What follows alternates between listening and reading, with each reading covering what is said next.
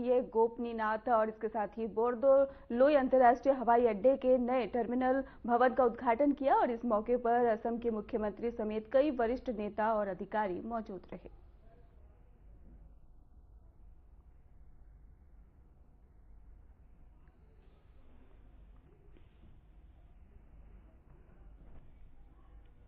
दिल्ली की मुख्यमंत्री रेखा गुप्ता एक दिवसीय शेखावाटी दौरे पर रही। उन्होंने सबसे पहले चूरू के ही सालासर बालाजी में पति मनीष गुप्ता के साथ दर्शन और पूजा अर्चना की है। इस दौरान ही मंदिर के पुजारी मांगी लाल पुजारी सहित ही अन्य ने उन्हें पूजा करवाई और सालासर बाबा की प्रतिमा देकर ही स्वागत भी किया है। आपको बता दें, दर्शन के पश्चात ही मुख्यमंत्री रेखा गुप्ता ने कहा कि सालासर बाबा जी में ही उनकी गहरी आस्था है और यहां आकर उन्हें आत्मा की शांति भी मिलती है। और इसके साथ ही इसके बाद शिखर के ही खाटू धाम में भी वो पहुंची और यहां पर भी मंदिर कमेटी के मंत्री मानवेंद्र सिंह चौहान ने उन्हें पूजा करवाई और इसके बाद मंदिर कमेटी कार्यालय में मंदिर प्रबंधन द्वारा रेखा गुप्ता का स्वागत किया गया।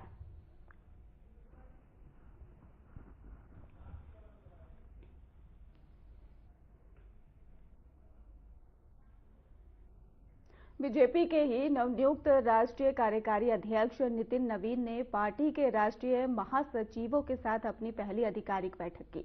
बैठक में ही पार्टी संगठन को और मजबूत करने और आगामी कार्यक्रमों सहित कई अहम मुद्दों पर चर्चा हुई। नई दिल्ली में मौजूद बीजेपी मुख्यालय में हुई इस बैठक में ही राष्ट्रीय महामंत्री संगठन और बीएल संतोष, संयुक्त महामंत्री संगठन शिव प्रकाश और राष्ट्रीय महासचिव अरुण सिंह और सुनील बंसल, राधा मोहन दास अग्रवाल और विनोद तावड़े, दुष्यंत गौतम और तरुण चुग शामिल हुए। और इसके साथ ही आपको बता दें कि अरुण सिंह और राधा मोहन दास जो है अग्रवाल राज्यसभा सांसद भी हैं और बीजेपी ने बयान में कहा है कि बैठक में पार्टी संगठन और आने वाले कार्यक्रमों को लेकर विस्तृत विचार विमर्श किया गया है।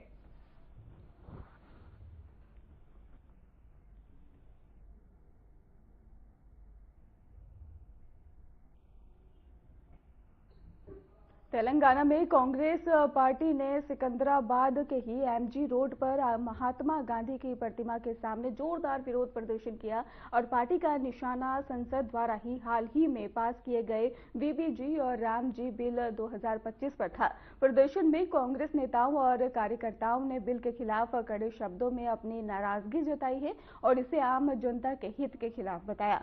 और इसके साथ ही सुरक्षा व्यवस्था को कड़ी करते हुए ही पुलिस ने शांतिपूर्ण प्रदर्शन सुनिश्चित किया और इस विरोध प्रदर्शन के जरिए पार्टी ने केंद्र सरकार को चेतावनी दी कि वो नागरिकों के अधिकारों से ही जुड़े मुद्दों पर जनता की आवाज को अनसुना ना करे।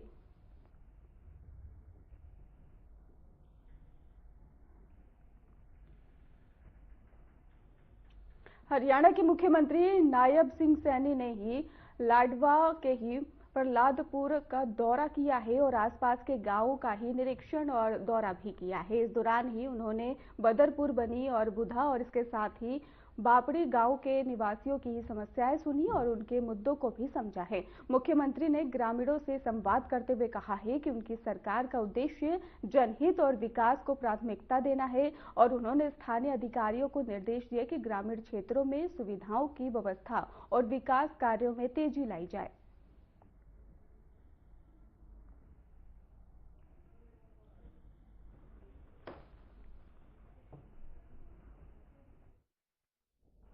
वहीं पर आपको बताते चले कि विलियम्स कन्वेंशन सेंटर इंदौर में आयोजित वाईईएफ भारत समिट 2025 में ही मध्य प्रदेश के मुख्यमंत्री बताया जा रहा है कि वहां पर आयोजन जो है वो डॉक्टर मोहन यादव ने शिरकत की है इसमें। और इस कार्यक्रम में उन्होंने युवाओं और नए उद्यमियों से संवाद किया है और उन्हें व्यवसाय और उद्योग के क्षेत्र में नवाचार और अवसरों का भी लाभ उठाने के लिए प्रेरित किया। इस समिट में कई उद्योगों के विशेषज्ञ और इसके साथ ही युवा उद्यमी शामिल हुए और जिन्होंने अपने अनुभव साझा किए हैं। नवाचार, निवेश, रोजगार सृजन के तरीके भी चर्चा की गई है और कार्यक्रम का उद्देश्य युवाओं को प्रेरित करना और राज्य में व्यावसायिक गतिविधियों को प्रोत्साहित करना है। आज के इस मंच पर विराजमान हम सबके आदरणीय राष्ट्रीय स्वयंसेवक संघ के हमारे सबके पालक अखिल भारतीय सह बोर्ड प्रमुख माननीय दीपक विश्वजित जी अभी अभी हमारे बीच अपना विस्तार से विषय रख करके गए। मेरे अभिन्न मित्र और माननीय मंत्री, भारत सरकार केंद्रीय संचार मंत्री, उत्तर पूर्व क्षेत्र विकास मंत्री माननीय ज्योतिरादित्य सिंधिया जी, मंच पर विराजमान श्रीमान विकास खेमानी जी, माननीय राज सोमानी जी, माननीय सिद्धार्थ सिंह जी, मंच के सामने उपस्थित सभी हमारे वरिष्ठ पदाधिकारीगण, आमंत्रित अतिथिगण और मेरे युवा मित्रों, भाइयों बहनों, पत्रकार साथियों, दोनों हाथ जोड़ के प्रणाम करता हूं, आपका सबका अभिनंदन करता हूं।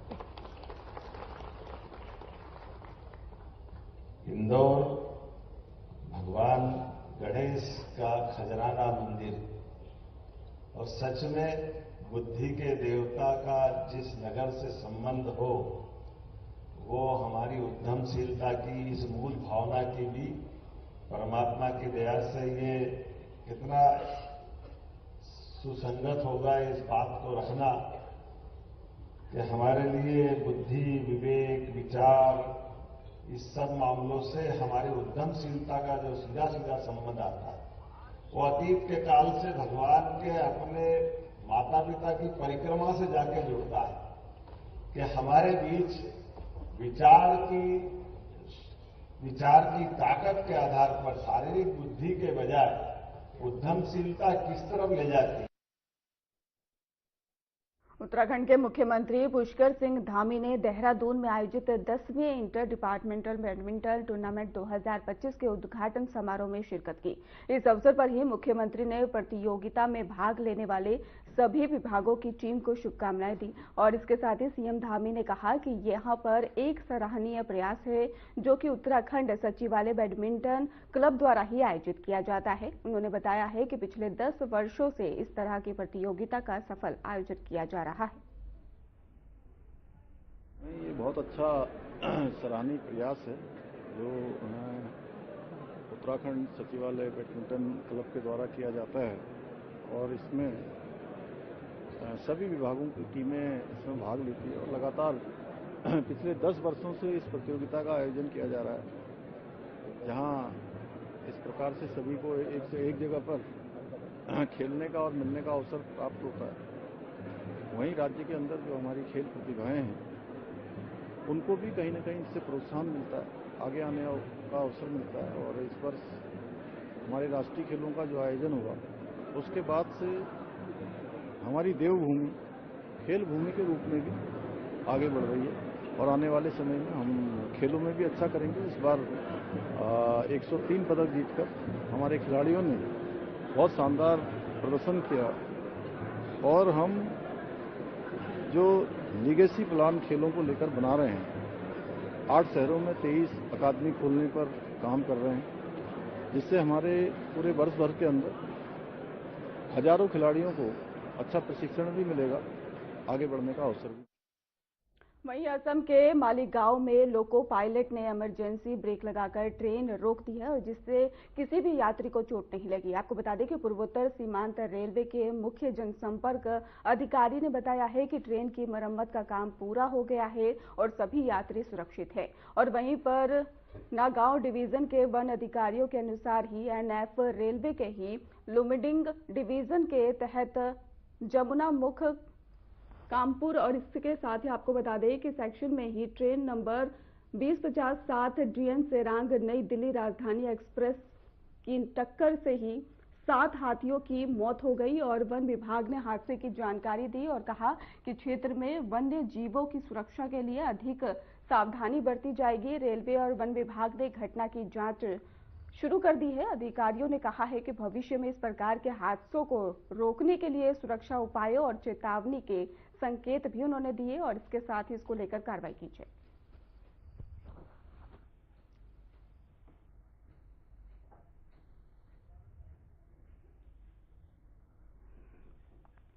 भारतीय क्रिकेट टीम ने साउथ अफ्रीका के खिलाफ टी20 सीरीज जीतकर शानदार जीत दर्ज की है। सीरीज अपने नाम करने के बाद टीम इंडिया के खिलाड़ियों ने मैदान पर जमकर जश्न मनाया। खिलाड़ियों का उत्साह और आत्मविश्वास देखते ही बन रहा था और इस जीत को ही टीम की बेहतरीन रणनीति, संतुलित प्रदर्शन और युवा खिलाड़ियों के योगदान का नतीजा बताया जा रहा है। और सीरीज जीत के साथ ही भारतीय टीम ने अंतर्राष्ट्रीय T20 क्रिकेट में ही अपनी मजबूती का एक बार फिर से लोहा मनवाया।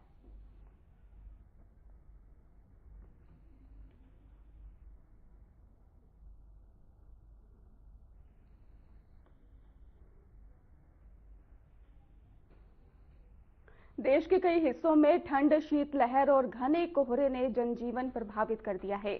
और मौसम विभाग और इसके साथ ही केंद्रीय प्रदूषण नियंत्रण बोर्ड की रिपोर्ट के अनुसार ही कई शहरों में दृश्यता बेहद बताया जा रहा है कम और वायु गुणवत्ता भी गंभीर स्थिति में देखी गई है। दिल्ली, नोएडा और इसके साथ ही बता दें क्षेत्र में स्मोक की मोटी परत छाई हुई है। और इसके साथ ही CPCB के अनुसार यहां का AQI गंभीर श्रेणी में बना हुआ है, जिससे कि आम जनजीवन प्रभावित हो रहा है। करनाल की बात करें तो शहर में घना कोहरा छाया हुआ है और IMD के अनुसार ही न्यूनतम तापमान 10 डिग्री 0 सेल्सियस में ही और अधिकतम तापमान 19 डिग्री सेल्सियस रहने का भी अनुमान है। और उत्तर प्रदेश मुरादाबाद की बात करें तो शहर में भी घना कोहरा देखने को मिला। लोग ठंड से बचने के लिए अलाव का सहारा लेते दिखाई दिए।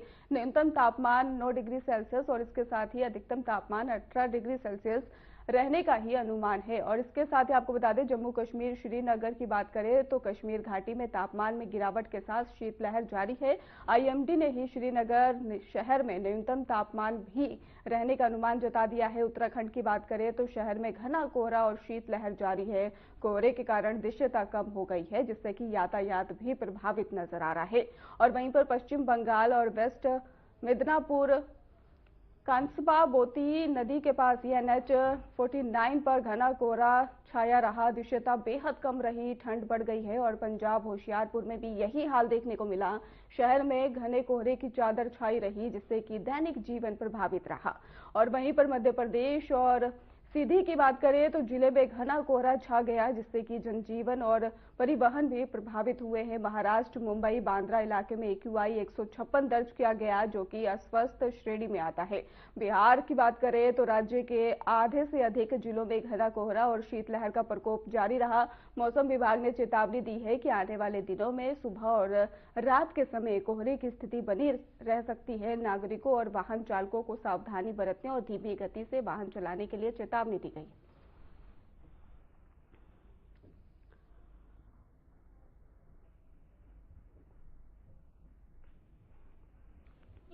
श्री जगन्नाथ मंदिर में ही श्रद्धालुओं की भीड़ देखने को मिल रही है। भक्त दर्शन और पूजा अर्चना के लिए मंदिर में पहुंच रहे हैं, जहां पर परिसर में धार्मिक माहौल और भक्ति की अद्भुत जो छटा है वो देखने को मिल रही है। मंदिर प्रशासन ने सुरक्षा और व्यवस्था को सुनिश्चित किया गया है ताकि श्रद्धालु सुगम और शांतिपूर्ण दर्शन का अनुभव ले सके। और वहीं पर इस दौरान ही मंदिर परिसर में विशेष पूजा और आरती की तैयारियां भी जोरों पर है।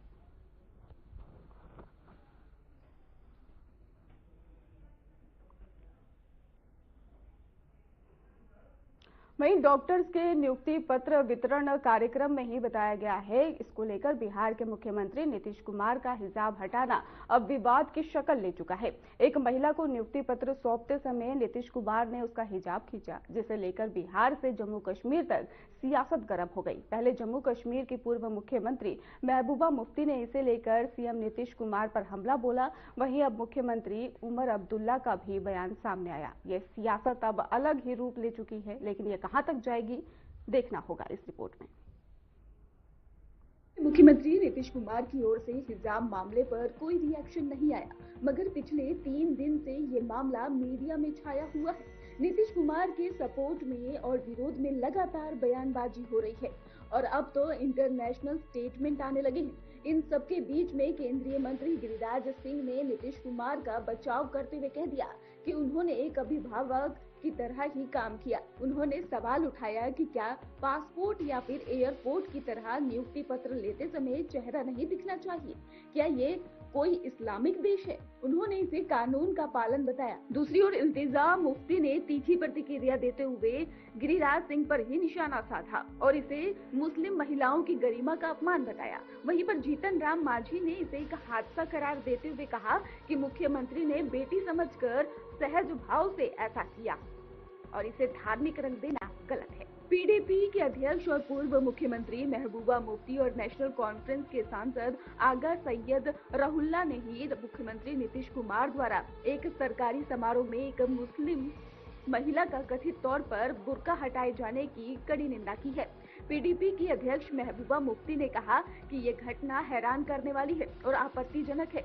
उन्होंने कहा है कि मैं नीतीश कुमार को निजी तौर पर जानती हूं और उन्हें एक सभ्य और शालीन व्यक्ति मानती थी, उनकी तारीफ करती थी, लेकिन इस घटना से मैं भी आहत हूं। महबूबा मुफ्ती ने कहा कि ये घटना अपने आप में परेशान करने वाली बात थी, लेकिन इससे भी ज्यादा परेशान करने वाली बात ये थी कि वहां पर मौजूद लोग इस घटना को मनोरंजन के तौर पर देख रहे थे। मुफ्ती ने आगे कहा कि इस तरह का व्यवहार एक ऊंचे संवैधानिक पद पर ही बैठे व्यक्ति के लिए ठीक नहीं है और पूछा कि क्या नीतीश कुमार के लिए पद छोड़ने का समय आ गया है। महबूबा मुफ्ती की बेटी और पीडीपी नेता इल्तिजा मुफ्ती ने नीतीश कुमार को चेतावनी दी और कहा, आपको कोई हक नहीं बनता कि आप हमारे नकाब या हिजाब को हाथ लगाएं। अगली बार आपने हमारे हिजाब को हाथ लगाया तो हम मुसलमान औरतें आपको ऐसा सबक सिखाएंगी कि जिंदगी भर भूलेंगे नहीं।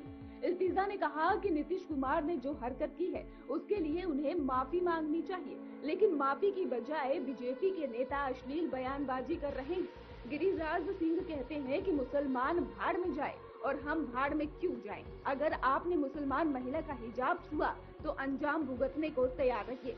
शर्म की बात है और नीतीश जी का हम थोड़ा सा लिहाज करते हैं क्योंकि वो बुजुर्ग हैं, लेकिन अगर आप इतने बुजुर्ग हैं कि आप खुदा न खास्ता इतना सीनाइल हो गए हैं कि एक तरफ से आप उनके हाथ में डिग्री थाम रहे हैं और दूसरे हाथ से आप उनका नकाब निकाल रहे हैं। नीतीश जी, आप बिहार को हेड करते हैं, आप बिहार के चीफ मिनिस्टर हैं, वहां मुसलमान भी बहुत सारे लोग रहते हैं।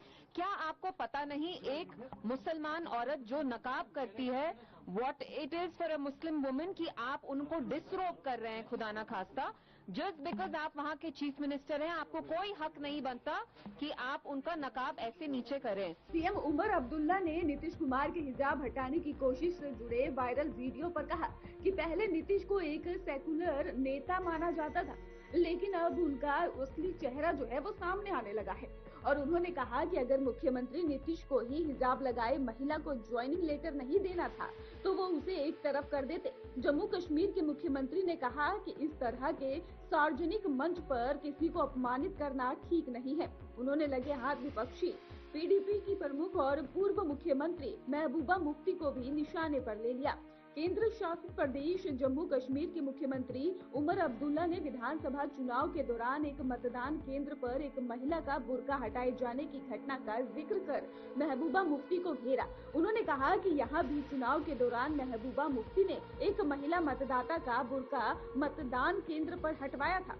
उमर अब्दुल्ला ने कहा कि वो घटना भी दुर्भाग्यपूर्ण थी और ये घटना भी दुर्भाग्यपूर्ण है। इससे पहले महबूबा मुफ्ती ने सोशल मीडिया प्लेटफॉर्म एक्स पर पोस्ट कर कहा था कि नीतीश कुमार को व्यक्तिगत रूप से जानती हूँ, उनका सम्मान करती रही हूँ। उन्होंने कहा कि नीतीश कुमार को एक युवा मुस्लिम महिला का हिजाब खींचने देखकर मुझे गहरा सदमा लगा है। महबूबा ने सवालिया अंदाज में कहा कि इसे बढ़ती उम्र का असर माना जाए या फिर मुस्लिमों को सार्वजनिक रूप से अपमानित करने की स्थिति के ही देखा जाए।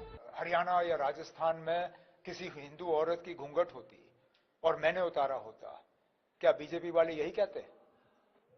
जरा एक सेकंड के लिए आप सोचिए, अगर किसी मुसलमान लीडर ने किसी हिंदू औरत का घूंघट उतारा होता तो कितना बवाल मचता। क्योंकि ये डॉक्टर मुसलमान थी तो इसलिए बीजेपी का रिएक्शन जो है अलग है। हम इनसे यही उम्मीद कर सकते हैं, इससे ज्यादा तो हम इनसे उम्मीद नहीं करते। डॉक्टर्स के नियुक्ति पत्र वितरण कार्यक्रम में मुख्यमंत्री नीतीश कुमार द्वारा एक महिला का हिजाब हटाने का मामला अब सियासी विवाद बन गया है। बिहार से लेकर जम्मू कश्मीर तक इस पर बयानबाजी तेज है।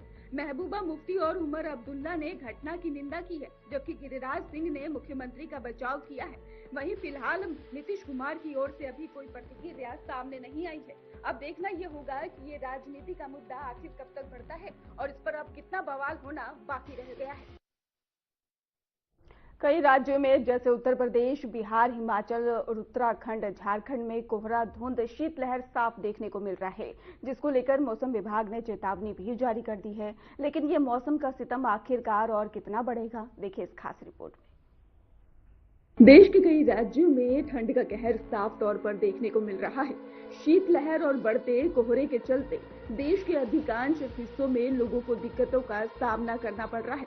ऐसे में पंजाब, उत्तराखंड, हरियाणा, चंडीगढ़, पश्चिमी उत्तर प्रदेश और उत्तरी मध्य प्रदेश और इसके साथ ही बिहार में सुबह और शाम तक और पूर्वी उत्तर प्रदेश में कोहरे का जो आतंक है वो देखने को साफ तौर पर मिल रहा है। पंजाब, हरियाणा, चंडीगढ़ और उत्तर प्रदेश के कुछ इलाकों में रात और सुबह के समय घना कोहरा छाया रहा, जिससे लोगों को परेशानी का सामना करना पड़ा। वहीं अगले 5 दिनों के दौरान ही पश्चिमी हिमालय क्षेत्रों में कई स्थानों पर बारिश और बर्फबारी की प्रबल संभावना भी बनी हुई है, जिसके चलते और ज्यादा ठिठुरन वाली ठंड देखने को मिलेगी। खास तौर पर 21 दिसंबर को ही जम्मू कश्मीर और लद्दाख के कुछ हिस्सों में भारी बारिश और इसके साथ ही बर्फबारी होने की भी संभावना है।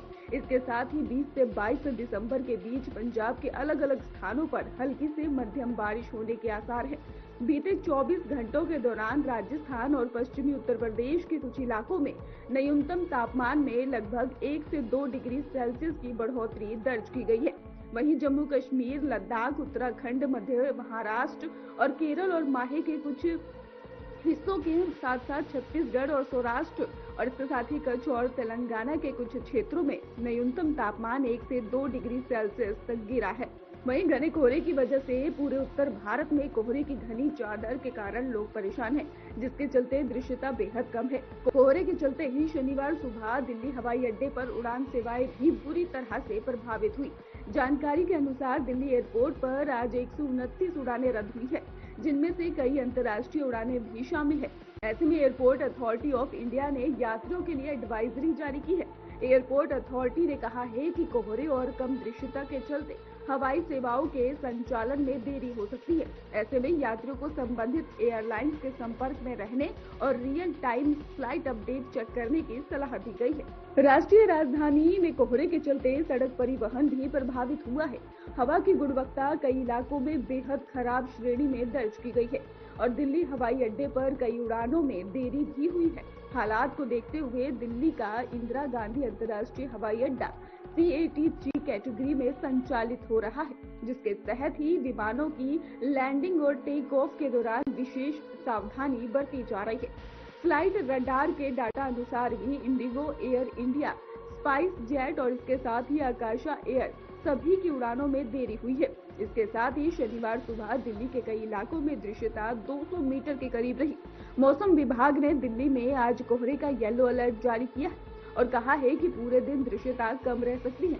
इंडिगो मामले में हंगामे के बाद सरकार भी हवाई सेवाओं को लेकर सक्रियता बरत रही है। DGCA ने सभी एयरलाइन से हवाई सेवाओं में देरी और इसके साथ ही रीशेड्यूलिंग या फिर डाइवर्जन की जानकारी रियल टाइम में यात्रियों को देने का निर्देश दिया है। साथ ही एयरपोर्ट पर यात्रियों को दी जाने वाली सुविधाओं को लेकर भी अलर्ट जारी किया गया है। फिलहाल देश के कई राज्यों में ठंड, शीतलहर और घने कोहरे का कहर जारी है।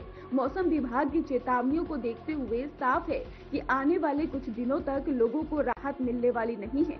घने कोहरे की वजह से जहां सड़क और हवाई यातायात प्रभावित हो रहा है, वहीं पर बढ़ती ठंड ने आम जनजीवन को भी बेहाल कर दिया है। मौसम विभाग ने लोगों से अपील की है कि वे अनावश्यक यात्रा से बचें, खासकर सुबह और देर रात के समय सतर्कता बरतें। वहीं पर एयरपोर्ट और परिवहन से जुड़े विभागों को भी अलर्ट पर रखा गया है। ठंड का ये दौर कब तक जारी रहेगा, इस पर सभी की नजरें टिकी हैं। फिलहाल जरूरी है कि लोग सावधानी बरतें और मौसम विभाग की एडवाइजरी का पालन करें। फिलहाल खास बुलेटिन